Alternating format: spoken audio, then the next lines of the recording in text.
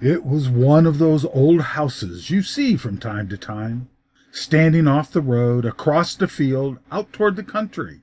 The roof mostly gone, windows sagging and empty, peering at you over a half-rotted porch as you drive by. It's hard to believe that anyone had ever lived there, but according to my great-grandfather, it was the house he was born in. His excitement grew as we pulled onto the bare dirt track that led to the house. The car was still rolling when out he popped and was moving as fast as his cane would let him, up the stairs and through the black hole that served as a door. Following as fast as we could, we too crossed the threshold and came to a sudden and abrupt halt, like hitting an unseen wall. In the gray light filtering through the dust, we could see the back of an old wingback chair, grimy and tattered, facing toward the fireplace on the far wall of the room. There was no sign of great-granddad. Try as we might, we could not move forward. A voice seemed to come from the depths of the wingback chair. "Don't worry, you'll have him back safe and sound. But first you must listen to my weird wonder stories from a time long ago. When I'm done, just step back and leave. Great-grandfather will be found sleeping in the car." And we did. Here is a story about striving, suffering, and revenge. The Devil Plant by Lyle Holden. It was the last straw. Injury upon injury I had borne without a murmur, but now I determined to revenge myself upon Savella Castellar. Let the cost be what it would. His malevolent influence had pursued me since early boyhood, and it was he who caused every fond hope of my life to turn to ashes before its realization.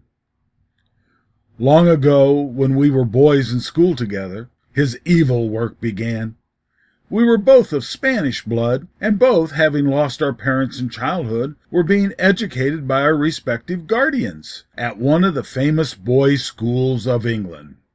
Nothing was more natural in the circumstances than that we should become chums and roommates. However, it was not long before I began to be sorry that I had entered into such close relationship with him. He was absolutely unscrupulous, and soon his escapades won him an unenviable reputation among the other students, although he always managed, by skillfully covering his trail, to stand well with the authorities of the school. Before many weeks had passed, a particularly heinous outrage, which he had committed, set the whole school in an uproar. It could not be overlooked, and a strict investigation was started. What was my horror to discover that his devilish ingenuity had woven a web of evidence which thoroughly enmeshed me within its coils. There was no escape. I was dismissed in disgrace from the school, and in disgrace I left England. The notoriety I received in many of the leading papers of the kingdom made it impossible for me to enter another school or to obtain any honest employment. I came to America, working my passage over upon a cattle ship. The years that followed were hard ones, but by sober industry I forged ahead slowly, until at last I had bright prospects of becoming the junior partner in a large business house in Baltimore. Then my evil genius appeared. Savella obtained employment in our company, and by his devilish cunning soon made himself well liked and trusted. Then, one morning, a few months after he came, it was reported that a large amount of money had been stolen from the firm. Again, a network of circumstantial evidence pointed indisputably in my direction. I was arrested and brought to trial. The evidence not being entirely conclusive, the jury disagreed, and I was set free. But my career in America was forever blasted. As soon as I could close up my affairs, I buried myself in the wilds of Australia, where I began life anew. Fortune was kind to me, and I prospered. Under another name, I became a respected and honored citizen of a thriving new settlement. Then the crowning blessing of all came when I won the love of the beautiful Mercedes, a black-eyed, olive-hued immigrant from my own province of Andalusia. Then indeed I was at the threshold of heaven. But how short was my day of bliss! 4 weeks before our wedding day, Savella Castellar suddenly entered our settlement. It is useless to dwell upon that wretched period. Sufficient to say that this hell-born fiend again worked his diabolic sorcery, and Mercedes was lost to me forever. The report came to me that Savella, for the first time in his life, loved with a fierce, consuming passion, and that Mercedes would soon be betrothed to him. Then it was that I vowed by all that was holy that Savella Castellar will pay in full his guilty debt, even though, as a result, my soul should sink into Stygian blackness. Why do I write this? Because I take a grim pleasure in telling of my revenge, and because I want the world to know that I had just provocation. I am not afraid. Life or death, it means little which is my portion now. When this is read, I shall be far from the haunts of men. Savella Castellar thought I was a fool. It suited my purpose that he should continue to think so. I treated him as a bosom friend, and he, poor idiot, thought I never guessed that he was the instigator of the ruin that drove me from England, wrecked my business in America, and in the end left me desolate, without hope of ever enjoying the blessings of love. So while we smoked, read, or hunted together, I brooded upon my wrongs, and racked my brain for some method by which I could accomplish that which was now the soul-absorbing motive of my life. Then chance threw across my path the instrument of my vengeance. One day, while I was wandering, desolate and alone, through a wild and unexplored part of the country, I came upon one of the rarest and at the same time one of the most terrible species of the vegetable kingdom ever discovered.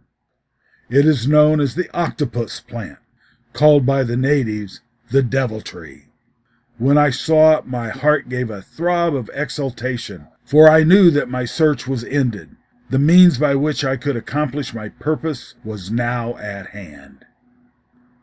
Savella and I had but one passion in common, an intense love for botanical investigation.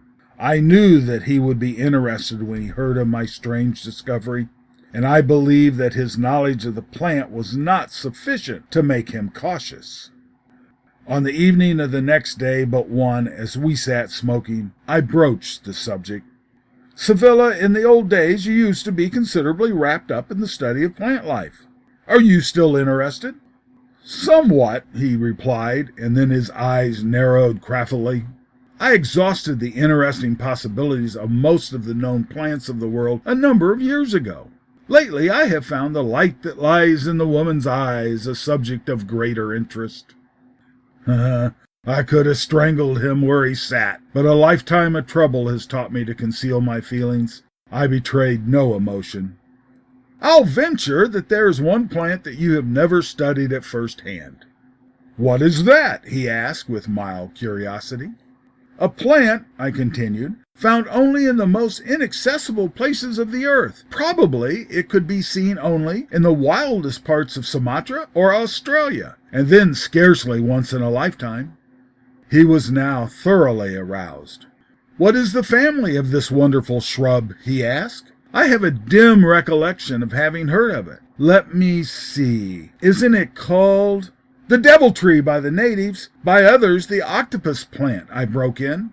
But I have heard that the name is somewhat of a misnomer. It is said that it is rather a tree of heaven, for it distills a rare and delicious nectar, which has a wonderful rejuvenating power. At the same time, it intoxicates in a strange and mysterious manner, causing him who drinks to revel in celestial visions of love and radiant beauty. Instead of leaving one depressed, as is the case with alcohol, it is said that the impression lingers. The face grows younger, and he who sips is actually loved by any of the female sex whose eyes look upon him. Indeed, I have heard that if our countryman, Ponce de Leon, had gone to the South Seas instead of to Florida, he would have really discovered the fountain of youth for which he sought. I looked at Savella. His eyes were sparkling and he was breathing quickly. I knew I had found his weak point. His was a dreamy, half-superstitious nature, and my words appealed to him strongly. "Ah," he exclaimed, "would that I could see this marvelous phenomenon and sip of its celestial juice." "It could be done," I replied hesitantly, "but it would involve some hardship and considerable danger." "Did you see one of these plants?" "Yes, not 2 days since." Savella sprang to his feet with a Spanish oath. "Dios mio!" he cried. "Rodriguez, why did you not tell me? When can we start to find it?" "Softly," I admonished. "I told you there was danger. Haven't you heard that this devil's plant has been known to gorge itself upon human flesh?" The wild story of some frightened native," he scoffed. "Take me to it, and nothing shall prevent me from testing the fabled powers of its juices." "Stop! Did you not drink of this delicious nectar?" I shook my head sadly. "No, I had no wish to try. Why should I seek to become young in body when my heart is old within?" "Ha! You are afraid," he sneered. "Afraid of the trailing tendrils of this devil plant." "Have it that way if you wish," I answered indifferently. "However, if in spite of my warning you still persist in wishing to see this strange freak of nature, I will do my best to guide you to it. But, I repeat, the way is long and difficult, and you had better leave this cursed thing alone." "We will start in the morning," he asserted decisively as he arose to leave. I said nothing more, but alone in my room I laughed like a devil at the success of my ruse.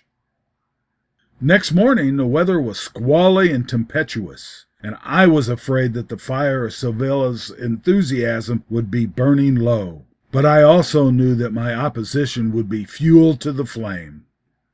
"I fear we will have to postpone our journey," I remarked when he appeared. If Savella had any doubts as to the advisability of our starting out that morning, they vanished at once. "Nonsense," he rasped. "It is fine weather for our purpose." "All right, my friend," I replied. "Remember, though, that I advised against going." "The consequences be upon my head," he rejoined. "Come, let us be on our way." Our path was strewn with difficulties, and we progressed but slowly. At times the wind howled and whistled across the wild spaces with a sound so mournful that it sent a shudder through me. The heavens were murky, and low dark clouds raced across the leaden sky as though fleeing from some scene of horror. Great rocks impeded our progress at every step, and their grotesque forms seemed to leer at us evilly as we passed. At length Savella paused and mopped his brow. "Come," I exclaimed, "you are tired and exhausted. The day is declining. Let us go back." Savella hesitated, and there was an instant in which I was afraid he would take me at my word. Then he straightened, and his chin set determinedly. "No, we have come far. We will continue to the end. Lead the way." "So let it be," I returned grimly. "We will continue to the end." I thought a tremor passed over Savella's sturdy form, and that his face paled slightly, but he turned resolutely and followed me as I pushed forward once more. It was late in the afternoon when we approached the end of our journey. The clouds had become less dense, and the sun, hanging low on the horizon, gleamed through with a sullen glare. The whole western sky bore the appearance of curdled blood. At length I led the way around an immense rock and stopped, and pointed to the north. There, but a short distance ahead, stood the ghastly plant. It was in appearance like a huge pineapple, about 10 or 12 feet in height. From the top sprang the broad, dark green leaves, trailing downward to the ground, and enclosing the plant in a kind of cage. Within these leaves, at the top of its bulky body, could be seen two round, fleshy plates, one above the other. Dripping constantly from these was a golden, intoxicating nectar, the fatal lure that tempts the victim to his fate. Surrounding these plates were long green tendrils, or arms like those upon an octopus. A slight pressure upon one of these discs would cause the serpent-like tendrils to enfold the victim in their deadly embrace, while the sweet fluid rendered the poor wretch oblivious to danger until it was too late. Savella stood for a moment silently, looking at the strange plant at which I pointed. "It is an uncanny sight," he muttered, and a shiver ran over his body. "Uncanny it is indeed," I replied. "I, for one, have no desire to make a closer acquaintance."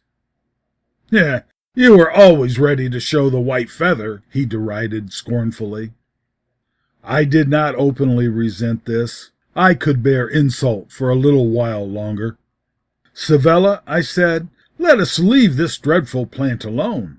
I implore you to return with me now. You have seen this horrid thing. Why would you care to test the legendary power of the fluid which it distills?"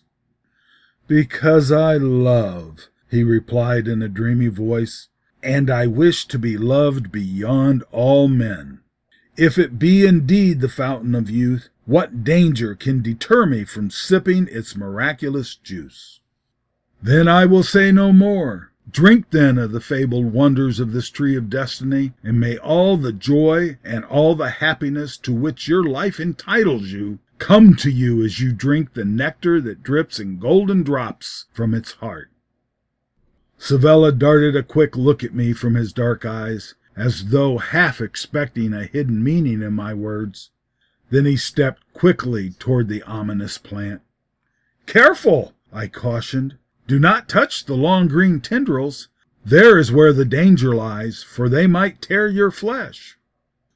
Savella stood for an instant close beside the trailing arms, his eyes glowing with a half-insane light. His face was flushed with the passionate fire that surged through his veins. To his susceptible mind, I know that it was the crowning adventure of his life. I could tell that his heart was pounding from the throbbing arteries of his throat. His lips were moving, and I strained my ears to catch the sound. "For Mercedes," he murmured, and stepped between the hanging tendrils. Another moment's pause, and he bent down to the fleshy plates in the heart of the plant and drank long and deeply of the golden juice. Dreamily he closed his eyes, and leaning forward I could faintly catch some of the broken accents that came from his lips. "Ah, love, my only love," he murmured. "See, beloved, the angel faces, celestial voices coming near. Sweet, how sweet, the unearthly light of Elysian fields. Ah, the heavenly perfume, the surging of the eternal seal."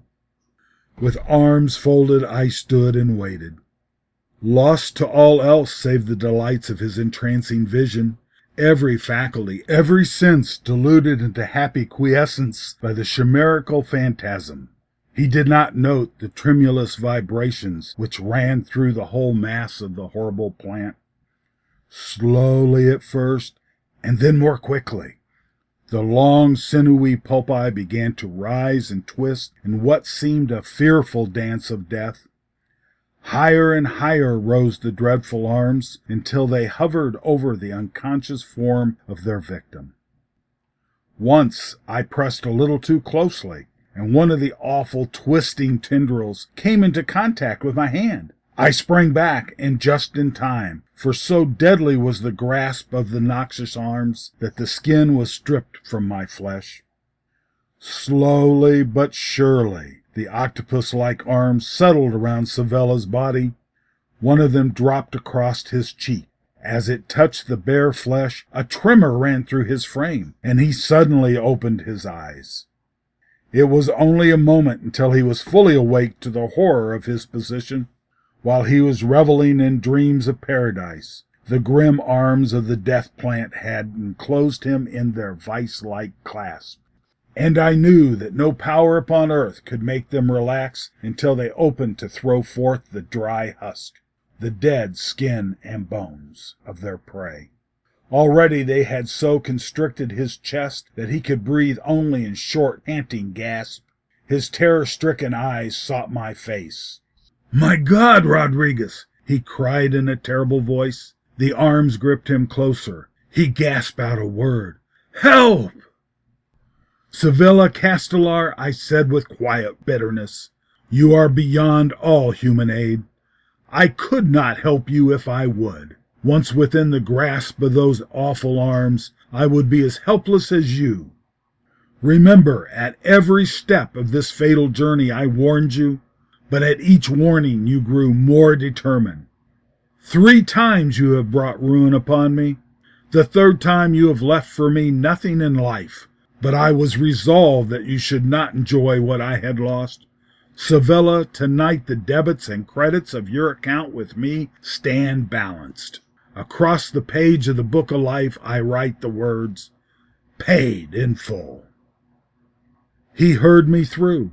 Then, as he realized that hope was gone, shriek after terrible shriek burst from his frenzied lips. In his terror and despair, he struggled in a madness of desperation, but every movement caused the embrace of the ghastly arms to tighten upon his body. With sick heart, I turned from the awful scene and plunged forward on my homeward path.